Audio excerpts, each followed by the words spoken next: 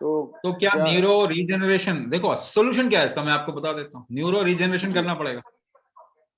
जी। अब मुझे बता दीजिए न्यूरो रीजनरेशन किससे होगा। सोल्यूशन नहीं है। देखिए आपको प्रॉब्लम, नामकरण संस्कार में ये बड़े तेज है, नाम रख देंगे ये प्रॉब्लम है, ऐसा नाम रखेंगे आप प्रोनाउंस भी नहीं कर सकते। ट्रीटमेंट क्या है साहब, ओर्थोपैथी। ट्रीटमेंट तो ये बड़ी अजीब विडंबना है, इतने सारे नाम निकाल दिए, ट्रीटमेंट किसी का भी नहीं। न्यूरो रीजनरेशन कैसे होता है, होता ही नहीं है। नहीं साहब होता है। अब आपको सबसे आसान तरीका बताऊं, आप, मैं बता रहा हूं, आप लोग भारतीय हैं, आप लोग इंडियन भारतीय हैं, आप लोग बुद्धिमान लोग हैं। आप केवल किसी चीज को पढ़ के उसको वैसे का वैसा आइडिया नहीं लगाएं, कोई भी उसको अपने समझ में लेके आए, आपको भी पता चलेगा। अच्छा, लिम्स पे कंट्रोल जब होता है तो किससे होता है? आपका नसों से, न्यूरो नर्वस सिस्टम से होता है। आपके लिम्स कंट्रोल आप कैसे करते हैं? नर्वस सिस्टम से करते हैं।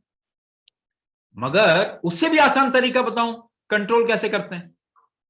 तो एक काम कीजिए ना, ऐसे हाथ को फंसा लीजिए और खींचिए जरा, और खींच के रखें, खींच के रखें जरा, जोर लगा के रखें, खींच के रखें, देखिए सांस रुकी हुई है आपकी।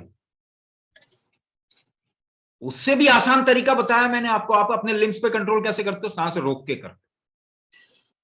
इसका मतलब क्या हुआ, आपके नर्वस सिस्टम और आपका सांस का रोकना, ये दोनों आपस में बहुत ज्यादा जुड़े हुए हैं।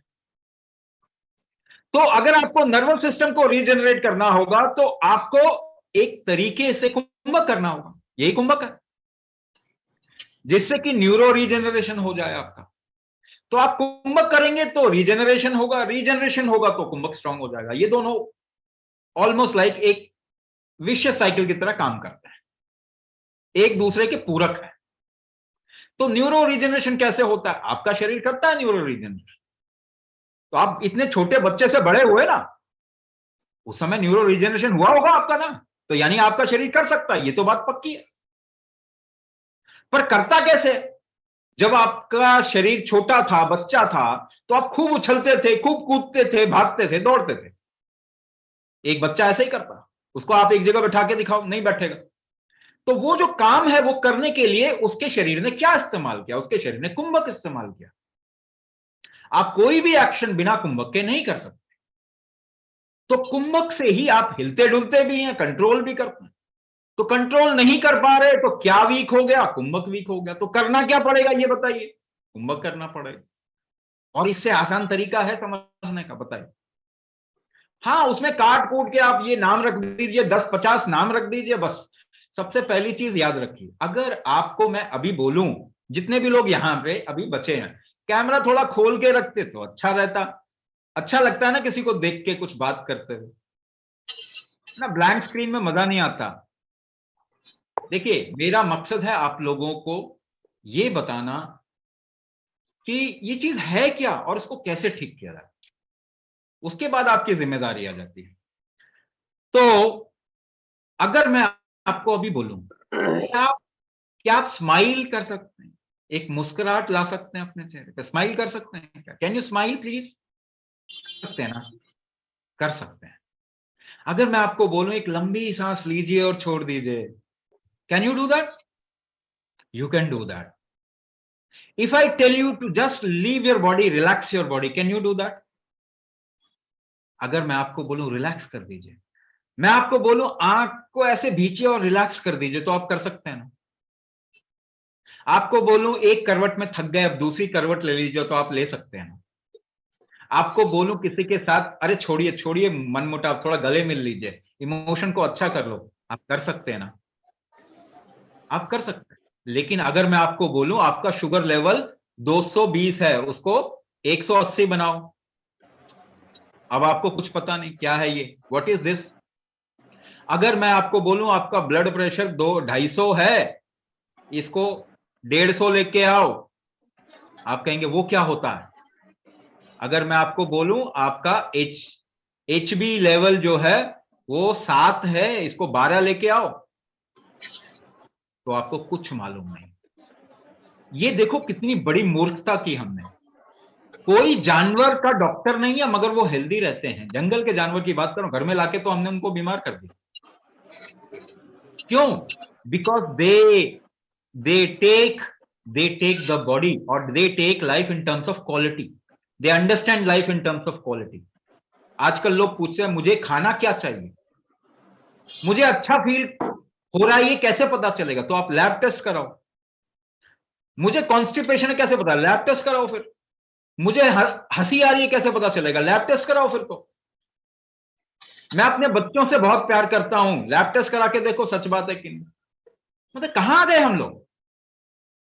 फूड इज अबाउट बॉडी ना। आपका शरीर बोलता है मुझे ये खाने का मन कर रहा है।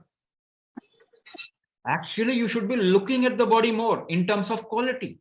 लाइफ को क्वालिटेटिव टर्म्स में देखना शुरू करेंगे then you are the king.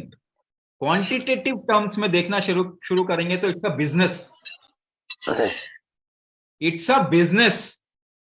कोई डायबिटीज ठीक नहीं होती मगर शुगर लेवल सारे ही नापते हैं, है कि नहीं है? It's a business. It is not health. It is not coming out of disease. तो आपके लैब टेस्ट कितनी सारे टेस्ट कर लेंगे? 750 लैब टेस्ट होते हैं। कितने हो सकते हैं? करोड़ों हो सकते हैं। We don't even know 1% of this body. और हम जो भी, इसीलिए वो जो भी कर रहे हैं वो गलत कर रहे हैं। 100 साल पहले किसी को डायबिटीज नहीं थी ना, इतना बॉडी का इश्यू था, न्यूरोमस्कुलोस्केलेटल प्रॉब्लम 100 साल पहले नहीं था ना, हार्ट अटैक नहीं होता था ना, हार्ट डिजीज नहीं था, ऑटो इम्यून डिसऑर्डर नहीं था, थायराइड नहीं था, इनफर्टिलिटी नहीं थी। अरे बताओ तो सही, क्या था प्रॉब्लम? कुछ भी नहीं था। चोट लग जाती थी लोगों को ना, इन्फेक्शन होता था। यस, इन्फेक्शन होता।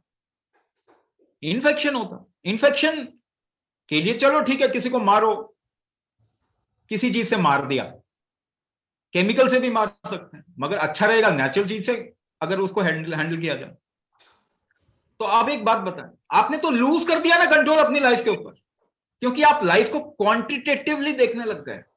आपको लैब में डॉक्टर आपका बताता है देखो ये लेवल आपका, ये लेवल है। ठीक तो वो भी नहीं करते साहब।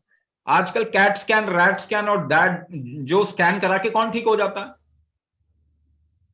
क्या कोई ठीक हो जाता है उसको कराने से? कोई भी ठीक नहीं होता। तो आप करवा क्या रहे हैं, सोचना पड़ेगा ना।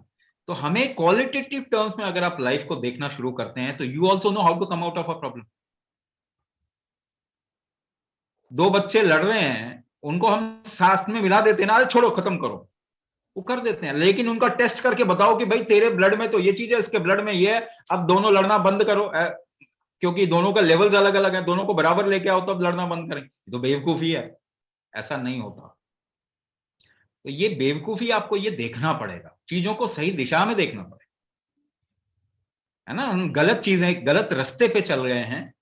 क्वालिटेटिव टर्म्स में आप लाइफ को सोचना शुरू करेंगे तो आपको सब कुछ मालूम है।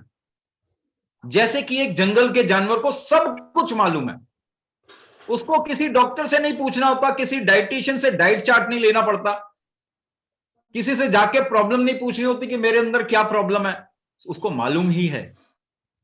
आपके घर का डॉग भी जो है, उसका पेट खराब होगा तो भोजन नहीं करता हो, वो कुछ घास सूंघता है, उसको जो स्मेल अच्छी आती है वो खा लेता है और ठीक हो जाता है, वही मेडिसिन है उसका। Everybody knows what is your medicine. हर एक को मालूम ही है। प्रॉब्लम यह है कि आप लोग पढ़े लिखे हो गए। पढ़े लिखे लोग समझदार नहीं हो सकते किसी हालत में, ये तो 100% सच है। तो इंटेलिजेंस थोड़ा आपको बढ़ाना पड़ेगा, अपनी समझ पे आना पड़ेगा। और आप समझदार हैं ही, और खास करके आप भारतीय हैं तो आप समझदार हैं ही, मगर गोरों की गुलामी छोड़ना पड़ेगा।